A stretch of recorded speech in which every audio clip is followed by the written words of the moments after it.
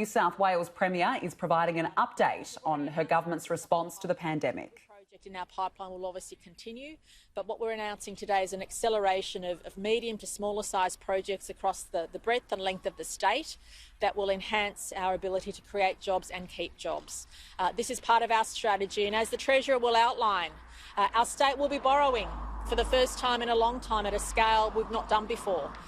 Every spare dollar we have, every dollar we get our hands on will be dedicated to health and to jobs. And let's make no mistake about that. Our priority in New South Wales for the government is obviously the health and safety of our community, but jobs, jobs, jobs. And we won't be able to get ourselves through this pandemic. We won't be able to recoup the $10 to $20 billion that New South Wales has gone backwards in unless we generate those jobs, keep that economic activity going, but also give peace of mind to households. We know households are doing it tough. Already we've seen 250 million households have someone in their household at least lose their job. We need to stem that tide, and infrastructure and building and that investment has been a success story of our government because we've been managing to employ people and keep jobs going both in the government sector and the non-government sector, and we need that to continue. I'll now ask the Deputy Premier and the Treasurer to say a few words. Well, thank you, Premier. Look, it is clear that today we're sending a clear message to the market and, of course, to the citizens of New South Wales, and that is that the New South Wales government will unleash its economic infrastructure muscle, an infrastructure pipeline now worth over $100 billion. But looking at the priorities, making sure that every dollar that we spend today are about jobs being created for today. The $3 billion infrastructure fund, the COVID infrastructure fund, will stimulate those jobs right across the economy, both regional and metro, possibly up to 20,000 jobs created. And that has to be the focus of this government. Today, when we have announced that we're pulling back from ANZ Stadium, it doesn't mean that our infrastructure pipeline is one that we're going to walk away from. Every commitment, every project important in relation to creating jobs, especially in regional areas. We know in big parts of regional and rural New South Wales where tourism is a significant employer, the mining sector, trade, agriculture. These are areas that have been hit hard, and maybe in New South Wales we've felt the pain even further than any other states. But they're sectors that have seen significant job losses, with the unemployment rate in regional rural New South Wales rising even higher than in metropolitan Sydney. And that is why today the New South Wales government is making it clear: an infrastructure-led recovery by the New South Wales government, priority around the projects that are actually ready to go, shovels in the ground, creating jobs today so that we can steer off what could be the economic disaster at the end of JobKeeper. And that's why today the New South Wales government, in coalition, Liberals and Nats, together fighting for the people of New South Wales. Well, this is a Triple J policy: jobs, jobs and jobs. Infrastructure investment has been the hallmark of this government. It has driven the New South Wales economy before the pandemic, adding around 0.5 percentage point to economic growth each year. But importantly, it's laid the strong foundation for jobs creation here in New South Wales. Today, over $100 billion, a golden century of infrastructure investment, and this is at a time where our revenues are obviously taking a hit. And that's going to occur over the next few years. But we are putting the economy first. We are putting the jobs of people right across our state first. And every decision that we make, every single dollar at our disposal will be invested in driving jobs growth across the state. And infrastructure investment is obviously a front and centre of that plan.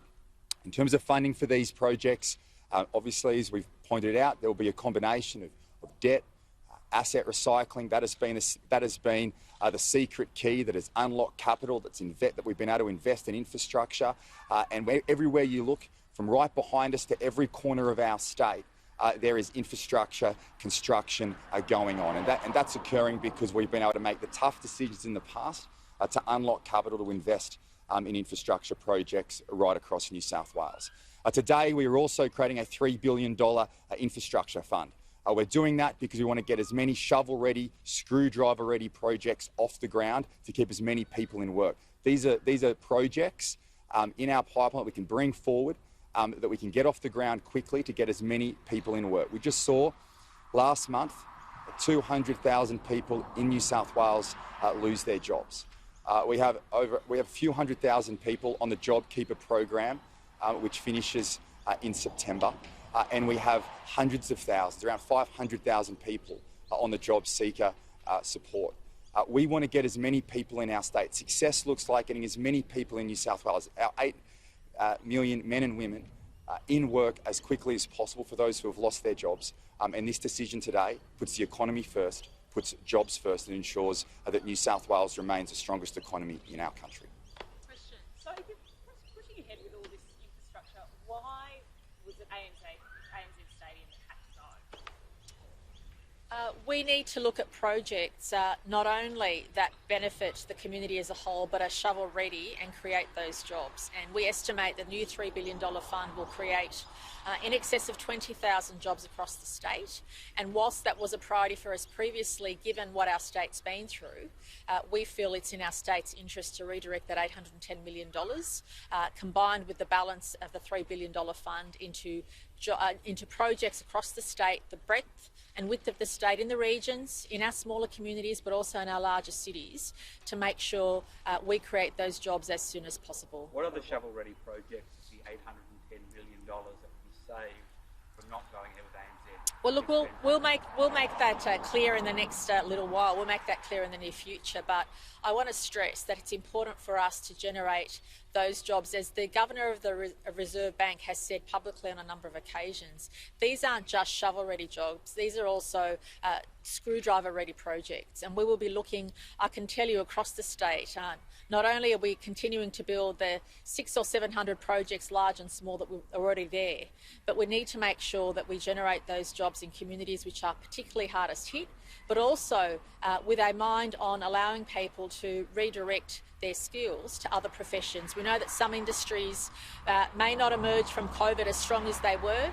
We know that the global trends, the global international travel will be suppressed for some time, and that has an implication across so many industries. And our job as a government is to innovate and encourage the private sector to be part of this pipeline, and also to encourage people to reskill.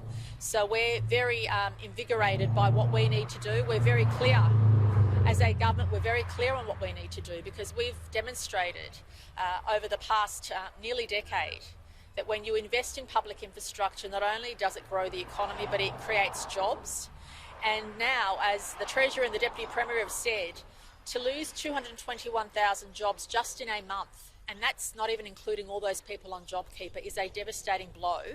And forget the economics in the budget, it's just a devastating blow at a human level. And we know how much suffering there is in the community, and even people with a job in the private sector have either had a job cut, have reduced hours, or have been told they may not have jobs in a couple of months' time. Now, that is a very scary situation for anybody on a human level, but also when you look at our economy, it's a very scary and precarious situation, which is why we need to be proactive. We need to lead from the front as a state government, and that's why we've made the decision we have. You said, Premier, Well, that project alone will generate 1,100 direct jobs and 2,400 indirect jobs, mainly in Western Sydney. That's 4,000 jobs for that project.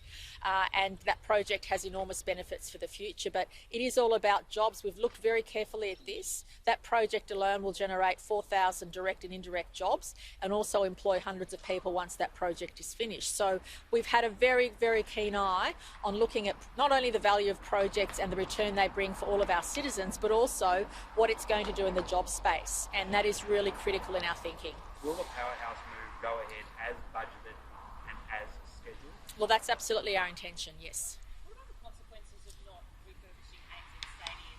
Will now not have the stadium to compete with Suncorp, with obviously Download Oval?